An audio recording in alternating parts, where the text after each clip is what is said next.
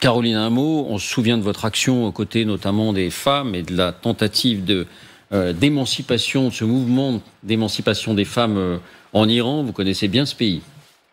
Oui, et j'avais participé à faire rencontrer les leaders de ce mouvement, ou certaines femmes qui accompagnaient Femmes, Vie, Liberté avec le président français. Et je peux vous dire qu'à l'époque, cette rencontre avait été très difficile en raison de nos otages retenus en Iran, auxquels évidemment on pense très fortement, à eux et à leurs familles. Le soulagement, le mot est faible, c'est-à-dire qu'effectivement vous avez raison de rappeler ce qu'est la prison d'Evin. C'est une prison vraiment terrible, c'est la pire prison sans doute qui existe aujourd'hui pour les dissidents, les opposants, les esprits libres que le régime y enferme.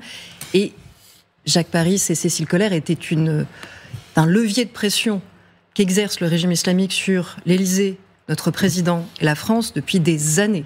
Assumé, c'est vraiment... Et donc, vous avez bien fait de rappeler qu'il y a eu quand même pas mal de concessions qui ont été faites ces dernières années.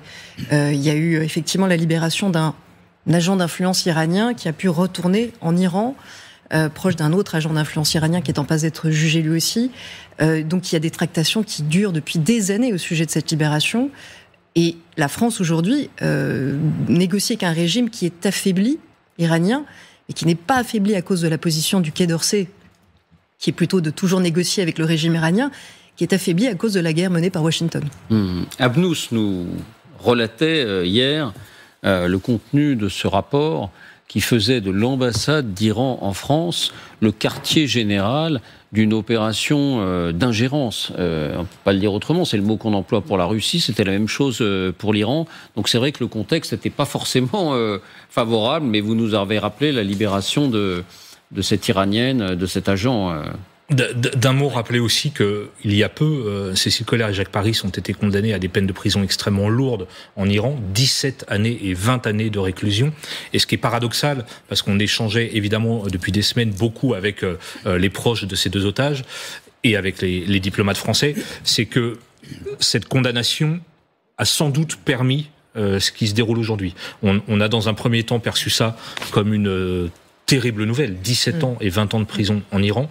Mais en fait, après leur condamnation, ça a sans doute permis la poursuite des tractations et peut-être, alors je n'ai pas les termes juridiques de la République islamique d'Iran, mais une forme de grâce ou d'échange intervenu après ces très lourdes condamnations. Alors, on nous dit qu'ils sont actuellement à la résidence de France. Donc ils sont, avec les autorités françaises, en lieu sûr, pour le dire, dans un langage évidemment... on est heureux pour eux et pour leur famille. Oui, Dominique ? Non, mais une phrase, c'est pour dire qu'à côté de l'Iran, il y a l'Algérie, et on voit que de plus en plus d'États utilisent maintenant la technique des otages pour peser dans les relations internationales. C'est quelque chose qui, à ma connaissance, n'existait pas de la même manière. C'était les mouvements terroristes qui il y a 30 ans, avaient ce type d'action. Aujourd'hui, ce sont des États institutionnels, donc, qui... ont des otages, c'est évidemment... on est très soulagés ce soir, bien évidemment. Sur l'Algérie, Boualem Sansa, évidemment, et Christophe Glaise, le journaliste qui faisait un reportage là-bas. Il faut rappeler, parce que c'est peut-être dans l'esprit de ceux qui nous regardent, que récemment, il y a un autre Français qui avait été arrêté, un cycliste, qui, semble-t-il, n'avait pas du tout conscience de l'endroit où, entre guillemets, il mettait les pieds. Là, en l'occurrence, il était plutôt à vélo. Et qui a été libéré il n'y a pas très longtemps. Si je ne me trompe pas, Benjamin Brière. Non, est-ce que c'est celui-là dont on parle ? Oui, en tout cas, il y a eu ce cyclotouriste, effectivement, qui s'est trouvé en Iran un peu malheureusement, parce qu'il suivait son aventure. Et oui, on avait obtenu cette libération. Celle de Cécile Collère et Jacques Paris, ça a été extrêmement longue à obtenir, parce qu'ils... On se faisait du souci pour eux, il faut le dire clairement. Non, mais parce qu'ils étaient... accusés puis condamnés pour espionnage au profit d'Israël. Donc vous imaginez ce que ça signifie pour les autorités iraniennes. Et il y avait eu, souvenez-vous, dans les premières semaines de leur arrestation, des aveux absolument terribles qui avaient été filmés, évidemment mis en scène, où Cécile Collère avait été obligée de reconnaître, sous la pression évidemment, qu'elle était une espionne. Je ne veux pas vous embarrasser, Grégory, parce qu'il y a des questions auxquelles on ne peut pas répondre. Mais pourquoi certains otages ont-ils plus de prix, entre guillemets, que d'autres? Ce couple, Jacques Paris, Cécile Collère, semblait en avoir beaucoup plus, donc aux yeux des autorités iraniennes, que Benjamin Brière, je crois que c'est son nom, effectivement, mais on va vérifier, que vous mentionnez. Je crois que la question des aveux, qui ont été évidemment forcés et obtenus sous la contrainte, a beaucoup joué, parce que pour la République islamique d'Iran, officiellement, ils avaient avoué être des espions. Donc, et évidemment, c'est une toute autre histoire qu'un cyclotouriste qui se retrouve un peu par hasard en territoire iranien. Oui, Hervé, Arlette, non ? Un mot ? Oui, on pense aux 2 Français, nos compatriotes, effectivement, aussi en Algérie, parce que on se dit, c'est toujours les espoirs. Là, il y a des dates, alors on arrive au 1er novembre, alors on se dit peut-être que, etc. Et je trouve qu'il y a toujours la même émotion chaque fois qu'un Français est libéré, qu'on est suivi ou pas. Il y a un moment de grande joie et de soulagement en imaginant, on a beaucoup imaginé dans cette prison, et notamment Cécile Kohler, comment elle pouvait résister ou pas. Et je pense que c'est un moment de bonheur et de soulagement, d'émotion aussi. Et encore une fois, on espère, en regardant aussi du côté de l'Algérie, qu'on aura on pense une bonne nouvelle. Boualem Sansal, bien sûr. Il se passe toujours des choses de l'ordre de la négociation que nous ne savons pas, et en général, on les apprend ou on les devine en partie au moment du dénouement. Donc il faut espérer qu'on en soit là aussi entre la France et l'Algérie. Même quand les relations sont hostiles, on pense à eux, Boualem Sansal et Christophe Glaise, notre confrère, journaliste sportif, qui était allé interviewer les joueurs d'un club de foot en Kabylie, qui s'est trouvé arrêté, interpellé, jeté en prison. Et juste une précision sur le cycliste que vous évoquez, c'est Lennart Monterlos, ce jeune cycliste franco-allemand qui lui a été libéré récemment au début du mois d'octobre. Benjamin Brière, c'était une autre détention un peu plus ancienne qui lui aussi avait été remis en liberté après un séjour extrêmement difficile dans la prison d'Evin. Ah, je croyais que vous vouliez intervenir. Voilà, si vous nous rejoignez 19h35, c'est la nouvelle et la bonne nouvelle du jour. Les 2 otages français au Liban libérés. Jacques Paris, 72 ans, à gauche, là, sur la rivière, à gauche de votre écran, et sa compagne, Cécile Kohler, 41 ans, professeur de lettres. Ils étaient détenus depuis un peu plus de 3 ans. Depuis le printemps 2022, ils avaient été arrêtés, vous l'avez rappelé, Grégory, soupçonnés d'avoir été des espions, et puis soupçonnés ensuite d'avoir été des espions au profit d'Israël. Eh bien, ils sont libres et ils se trouvent ce soir à la résidence de France à Téhéran, en attendant de regagner la France par avion. On sera dans un instant avec les familles. La famille, en l'occurrence de Cécile Kohler, sa sœur, sera avec nous. Mais pour l'instant, on accueille Abnous Chalmani. Bonsoir. Bonsoir Abnous. Alors l'Iran, vous, c'est votre terre d'origine. On rappelle que vous y avez vécu jusqu'à l'âge de 7 ans. 8 ans. Vous connaissez parfaitement le pays. Vous nous faisiez part d'ailleurs hier, ici même, de ce rapport, de ce travail d'enquête sur l'ingérence iranienne en France. Qu'est-ce qui vous vient comme réflexion à l'annonce de cette information ? C'est toujours pareil, c'est le premier sentiment, c'est un sentiment de soulagement, parce que être otage en Iran, sous la République islamique d'Iran, qui plus est dans la prison d'Evin, rien que ce que vous mentionnez tout à l'heure, les feux aveux, le fait de se retrouver devant une caméra et de devoir mentir pour espérer sauver sa peau, parce que tout est fait pour faire croire que si vous le faites mal, vous allez mourir. Cette tension psychologique permanente qui fait osciller votre vie sous vos yeux, c'est déjà terrifiant. Et juste après, il y a forcément, après l'émotion, le cerveau qui se met en marche. Et depuis l'avènement des mollahs et la République islamique d'Iran en 1979, la politique des otages, c'est une spécialité iranienne. C'est qu'ils maîtrisent. Ils savent exactement quel levier utiliser, quand libérer, contre quoi, à quel moment. Et je ne peux pas m'empêcher, c'est comme vous le disiez, ce rapport indépendant sort sur l'influence néfaste, dangereuse, toxique, au même titre que les Russes, peut-être même davantage, parce qu'ils sont installés depuis plus longtemps, ils sont encore plus en sourdine et ont échappé beaucoup plus à notre vigilance de la monarchie en France, et d'autant plus que ça passe clairement par l'ambassade d'Iran en France, donc par la représentation officielle. Donc il y a quelque chose qui me dit déjà on va libérer, je pense qu'elle va repartir dans un avion, on va découvrir que la jeune femme qui a été accusée, qui a été arrêtée pour apologie du terrorisme et qui, à mon avis, ne faisait pas que de l'apologie du terrorisme, mais devait certainement faire du recrutement parmi la jeunesse, qui devait comme ça faire un travail de propagande sur le terrain, et ben tout d'un coup on va apprendre qu'elle est partie très discrètement en Iran. On a vu le cas aussi en Belgique, quelqu'un qui avait préparé un attentat contre les Moudjahidines. Je n'ai aucune amitié pour les Moudjahidines, qui sont les pires des islamistes et le pire des marxistes, mais il n'empêche qu'il y avait quand même eu une tentative d'attentat. Et cet homme qui travaillait à l'ambassade d'Iran en Belgique a été, un jour les Belges ont annoncé que il était parti. Et tout d'un coup, il y a eu pendant un moment d'accalmie où il n'y avait plus aucun problème avec l'espionnage iranien en Belgique. Hop, tout d'un coup, il y avait une espèce de shutdown. C'était assez terrifiant. Et moi, c'est toujours ce que je crains. Et quand on sait, parce que je ne peux pas m'empêcher de penser à nos autres otages, et en l'occurrence à Boualem Sansal et à Christophe Glaise, c'est qu'on sait qu'il y a un rapprochement entre Téhéran et Alger. On sait que Téhéran fait préfiter Alger. Alors, concrètement, je vais vous dire, un des rapprochements, c'est que dès 79, l'Iran est très présent. Alors, maintenant, ça se voit. Avant ça se voyait moins, très présent en Afrique noire à travers la Russie, bénéficie des réseaux russes. Et maintenant qu'il y a de moins en moins d'Occidentaux, en l'occurrence de Français, vous avez remarqué que c'est les Russes qui prennent la place. Et quand vous suivez un peu, vous découvrez, il y a un ministre des Transports malien qui était à Téhéran. La semaine d'après, c'était un ministre de l'énergie du Tchad qui était à Téhéran. Et puis vous tombez sur un Iranien dans les couloirs du pouvoir du Mali, du Sénégal. Mais qu'est-ce qu'il faut ? Et c'est assez inattendu. Et l'Algérie qui est en désaveu diplomatique par rapport au Maroc, qui a pris quand même une place, et on l'a vu avec le Sahara occidental, la manière dont ils ont réussi à convaincre, on se retrouve avec une Algérie qui se trouve isolée. Et c'est là aussi où... et je mets chance avec des guillemets en béton armé, où la guerre Israël-Hamas a joué énormément, c'est que ça a permis une espèce de rapprochement qui existait déjà, mais vraiment fortement idéologique entre Alger et Téhéran, et qui permet à Alger de retisser des réseaux diplomatiques, et qui passe par, le soutien au Hamas et pas aux Palestiniens. Il faut quand même toujours garder ça en tête.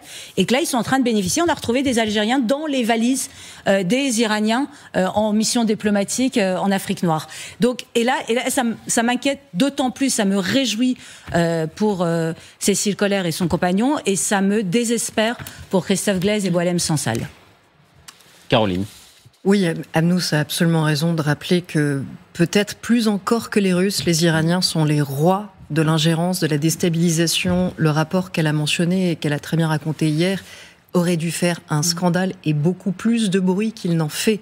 Alors je ne sais pas si maintenant que nos otages reviennent, nous allons pouvoir avoir cette conversation démocratique beaucoup plus librement sur le nombre de tentatives de déstabilisation que l'on subit de la République islamique d'Iran. Mais quand on vous dit, et d'ailleurs dans ce rapport il y a notamment le récit et l'enquête de Nora Bussini, qui travaille pour la rédaction de Franc-Tireur et qui, dans les pages de Franc-Tireur, a raconté le parcours justement de cette femme que l'on a laissée partir, bien qu'elle soit sous le coup d'une plainte pour apologie de terrorisme, qu'on a laissé repartir en Iran.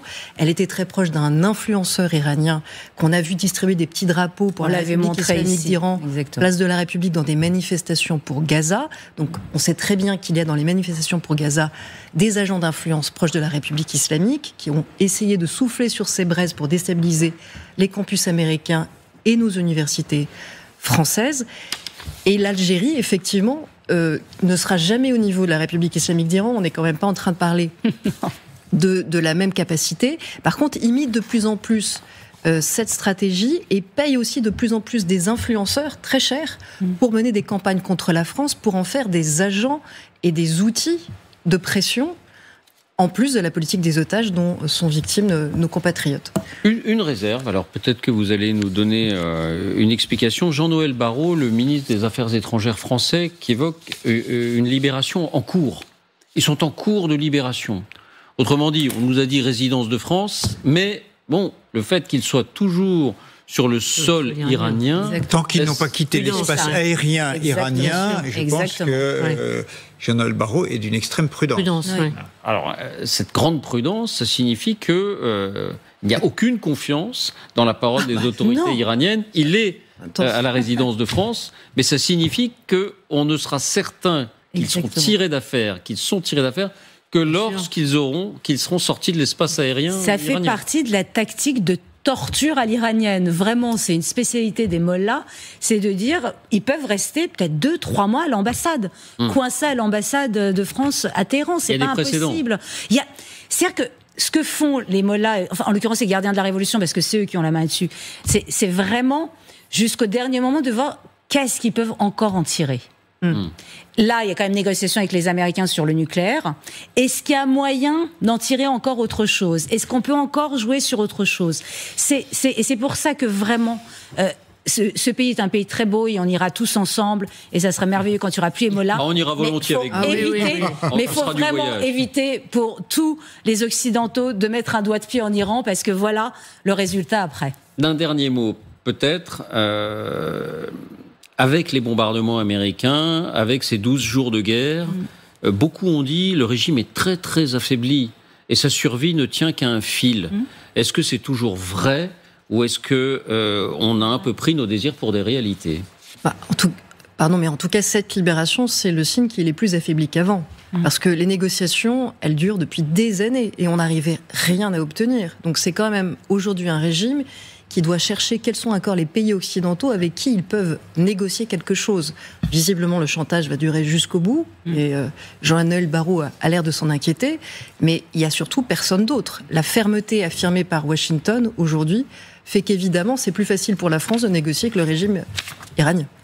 Abnous ? Puis, il y a quand même quelque chose, c'est que c'est toujours compliqué, d'autant plus qu'on est content d'avoir des otages libérés, c'est que ce régime tient encore parce que on leur parle.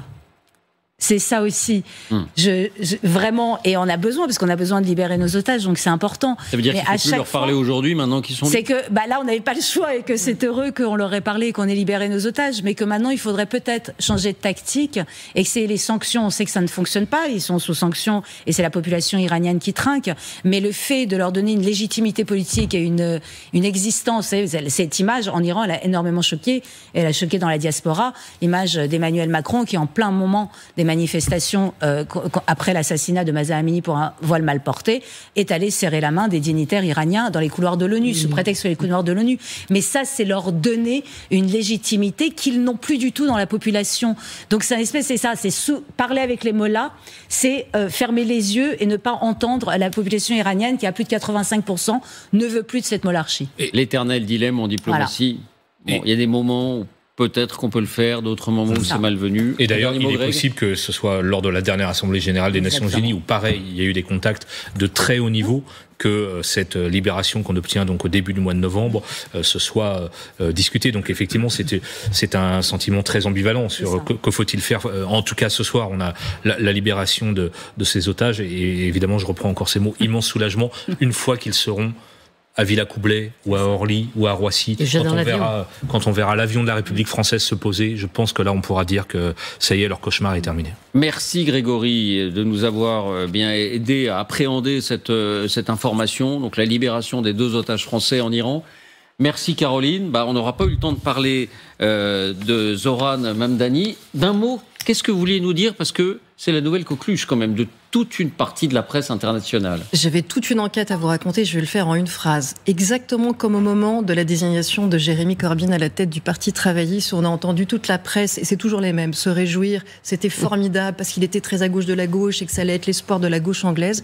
Ceux qui pensent que Zoran Mamdani est un antidote à Trump ou un espoir pour les gauches du monde entier vont découvrir dans les jours qui viennent que c'est une caricature de gauche radicale qui a relayé des éléments de langage d'une violence qui va faire le bonheur des Trumpistes, que c'est quelqu'un qui a fondé dans sa propre université une antenne, qui y a participé de Students for Justice in Palestine, qui fait partie de ces organisations pro-Hamas, proches des frères musulmans, qui vont encore une fois là aussi régaler la droite trumpiste. C'est quelqu'un qui est très sympathique en apparence, il sourit beaucoup, mais le journalisme, c'est pas de se contenter des sourires, des éléments de communication. Sinon, Jordan Bordella est un jeune garçon sympathique et on s'arrête là.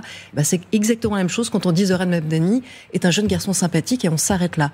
Allez chercher, regardez les idées de qui il s'entoure, quelques vidéos où il a tenu des propos extrêmement grave, où il a beaucoup menti aussi. Je vous assure, je pense que Donald Trump a une bouteille de champagne dans son frigo en attendant la victoire de Zoran Mamdani. Ça va même l'aider pour les midterms. Merci Caroline, on aura sans doute l'occasion d'en parler dans ces prochains jours. Merci.